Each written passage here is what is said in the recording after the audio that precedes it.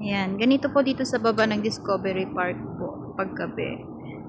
Hindi yung lagi na lang nasa taas, doon na lang ako sa taas nagbi-video mula dito sa baba.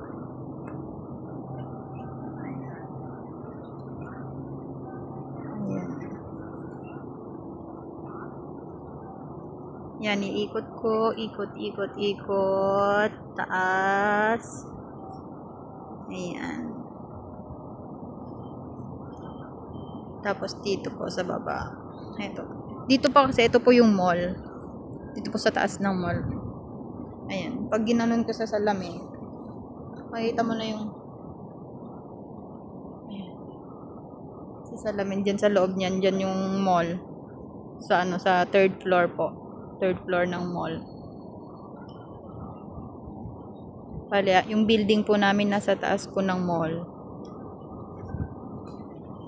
Ayan, doon po kami sa taas, doon sa taas.